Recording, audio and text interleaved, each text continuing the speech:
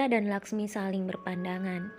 Laksmi yang merasa kesal dengan kehadiran Widi dan tak tahu Widi sebelumnya kemudian berkata, "Kamu siapa? Kenapa malam-malam begini mencari Bima?" Widi kemudian berkata yang membuat Aira hampir saja pingsan. "Aku hanya ingin mengatakan kepada Bima bahwa saat ini aku ingin meminta pertanggungjawaban." Aira yang begitu terkejut mendengar perkataan Widi memegang dadanya karena sesak.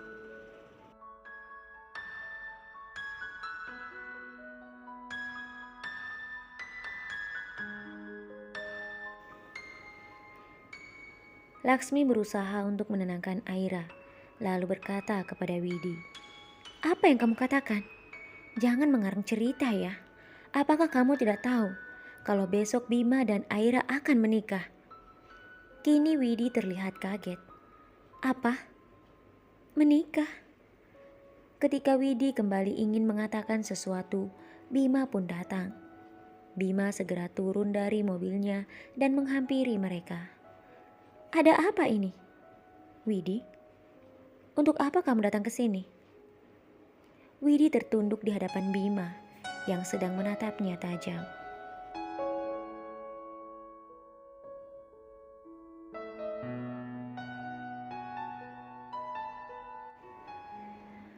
Laksmi yang saat itu merangkul Aira kemudian berkata, "Bima, wanita ini telah mengatakan bahwa dia ingin meminta pertanggungjawaban." Bima mengerutkan keningnya. "Apa? Apa-apaan ini, Widi?" Widi menangis lalu berkata, "Bima, aku minta maaf. Aku tidak bermaksud apa-apa. Aku hanya ingin kamu membantuku mencari Alex. Karena saat ini aku hamil. Dan anak yang ada di dalam kandunganku adalah anak Alex, Bima. Aku tidak tahu lagi harus mencarinya kemana. Dia menghilang entah pergi kemana."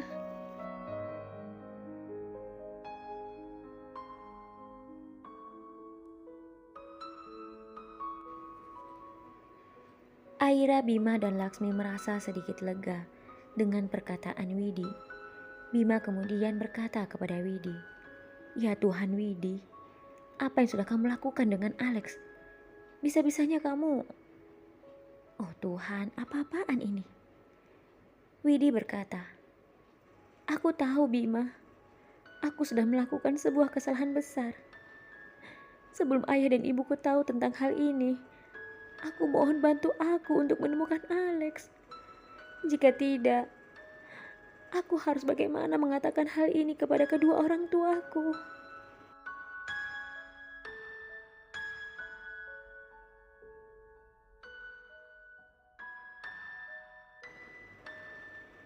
Widi menangis terseduh-seduh di hadapan Bima. Bima kemudian menatap Aira yang saat itu juga sedang menatapnya. "Katakan apa yang harus aku lakukan, sayang," kata Bima pada Aira. Aira kemudian mendekatinya lalu berkata, "Aku adalah seorang wanita. Aku bisa merasakan apa yang dia rasakan saat ini. Dia meminta tolong padamu. Maka tolonglah dia. Bantu dia untuk menemukan laki-laki yang sudah membuatnya mengalami hal seperti ini." Bima menarik nafas panjang lalu mengusap wajahnya.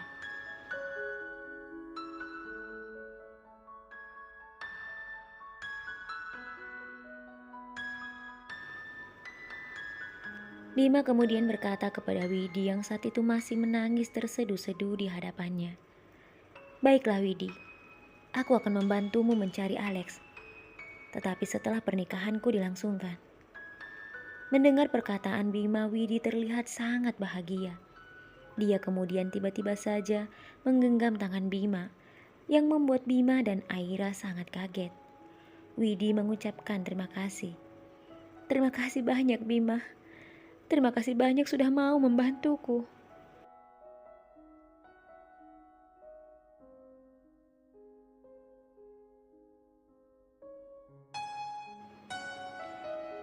Bima melepaskan tangan Widi yang saat itu menggenggam tangannya erat.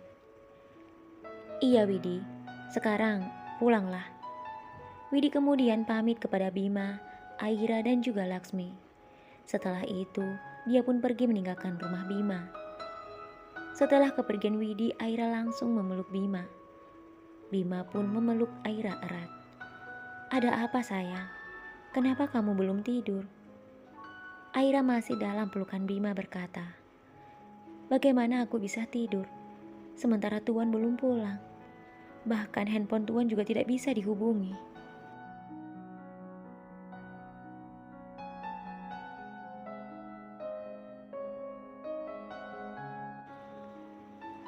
Bima kemudian melepaskan pelukan mereka, lalu berkata sambil membelai wajah Aira dan menatapnya, "Maaf sayang, aku harus pulang terlambat karena mengurus persiapan pernikahan kita besok. Aku sampai tidak sempat melihat handphoneku. Saat ini, Hilmi masih berada di sana untuk menghandle yang masih kurang. Sekarang, ayo kita masuk dan beristirahat. Kita harus mempersiapkan tenaga kita untuk besok, karena besok kita akan menjadi raja dan ratu." Aira lalu tersenyum.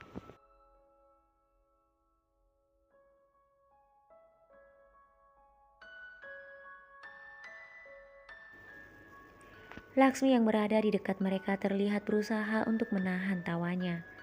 Laksmi teringat perkataan Aira saat mereka berada di kamar. Laksmi tidak dapat membayangkan apa yang akan terjadi di malam pernikahan Bima dan Aira. Terlebih ketika Laksmi membayangkan kekecewaan pada wajah Bima saat mengetahui Aira datang bulan. Bima menggandeng tangan Aira masuk ke dalam rumah. Lalu, diam-diam Aira melirik Laksmi yang tersenyum menggodanya.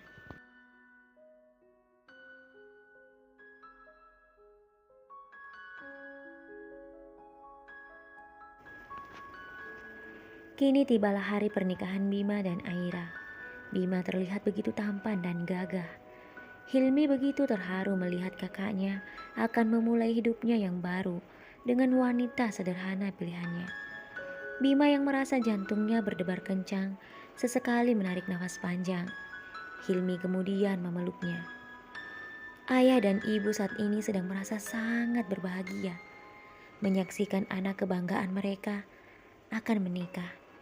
Dan doa mereka membuat semua akan baik-baik saja, Kak.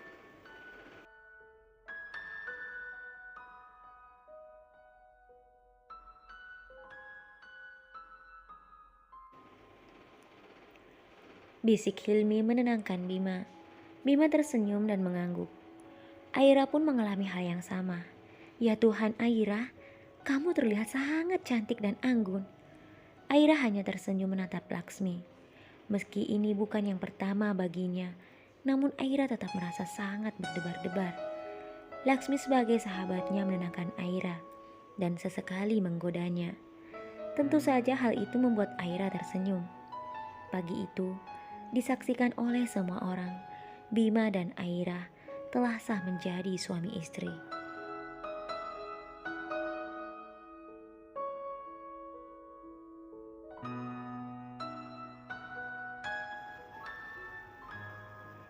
Kini Bima dan Aira menantikan pesta pernikahan mereka yang diadakan di sebuah hotel milik teman Bima yang mewah.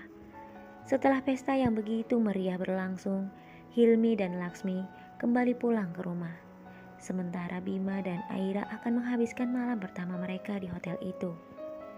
"Sayang," bisik Bima sambil memeluk Aira yang sedang berdiri di depan sebuah cermin dengan mengenakan baju tidur. Aira hanya tersenyum tersipu memandang wajah Bima di cermin.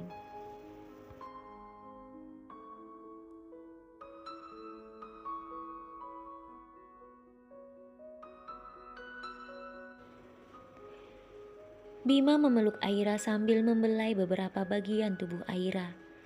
Aira hanya diam membiarkan Bima melakukan itu. Namun ketika Bima hendak menciumnya, Aira hendak berlari.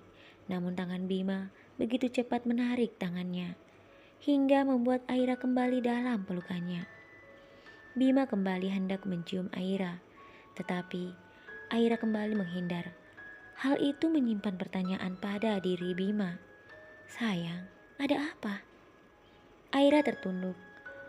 Lalu Bima mengangkat dagunya hingga kini Aira menatapnya.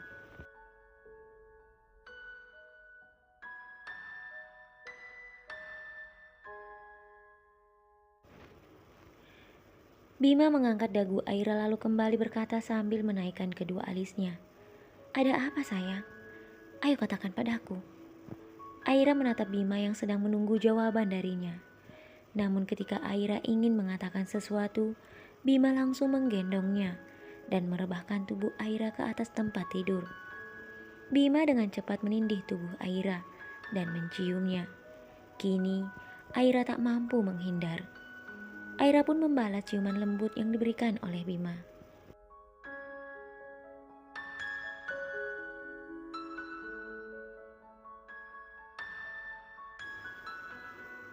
Tetapi lama-kelamaan, ciuman lembut itu menjadi begitu menggebu-gebu.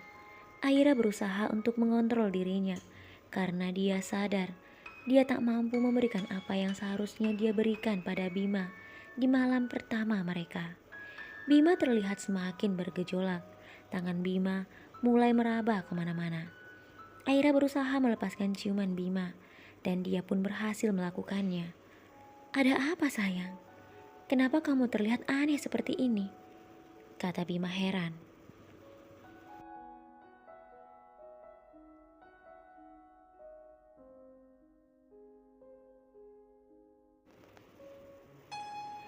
Aira tertunduk. "Maafkan aku, Tuan. Saat ini kita belum bisa melakukan itu." Bima mengerutkan keningnya. "Tapi kenapa?" Aira menatap Bima. "Karena saat ini aku sedang kedatangan tamu bulanan." Mendengar hal itu, Bima langsung menepuk keningnya, lalu merebahkan tubuhnya di atas kasur. Aira segera mendekatinya dan berkata, "Tetapi Tuan, kita bisa melakukannya dengan cara yang lain kan?" Bima semakin tidak mengerti maksud perkataan Aira. "Maksud kamu?" ucap Bima penuh tanda tanya.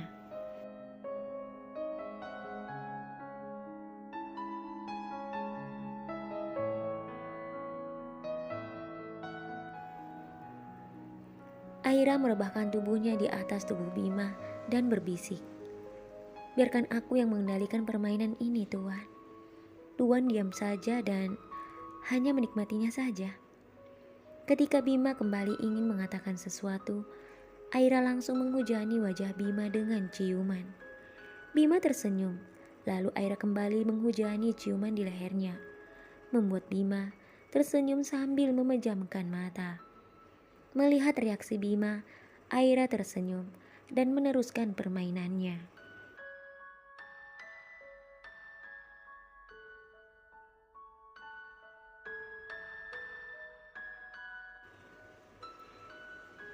Bima tahu, meskipun Aira terlihat sangat polos, namun Aira sudah pernah menikah.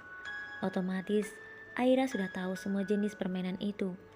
Meskipun malam itu Bima tidak bisa menikmati kue apem legit milik Aira, namun Aira berhasil membuat Bima melayang tinggi di udara dengan permainannya. Setelah permainan itu selesai, Bima tidur memeluk Aira. Aira tersenyum menatap wajah tuan mudanya yang kini telah menjadi suaminya. Aira mencium kening Bima, membuat Bima terbangun.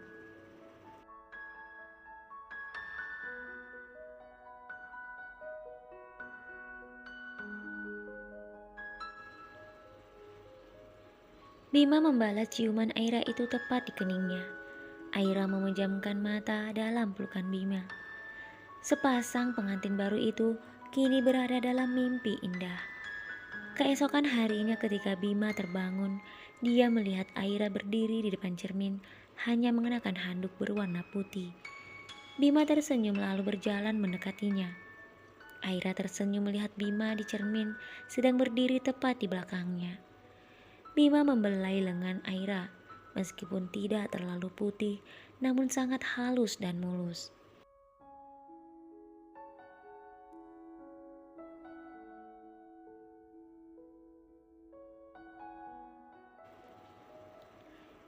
Bima mencium bahu Aira lalu memeluknya. Aira kemudian berbisik, "Tuan, pergilah mandi. Setelah itu kita sarapan." Bima berpaling, "Tuan, sampai kapan kamu akan terus memanggilku Tuan?" Aira berbalik lalu berkata, "Baiklah sayang, sekarang pergilah mandi. Aku akan menyiapkan pakaian untukmu." Bima tersenyum. Saat mereka sarapan di ruang makan, Laksmi dan Hilmi tersenyum menggoda mereka. Tiba-tiba salah satu pelayan berkata, "Tuan, ada seorang wanita mencari Tuan."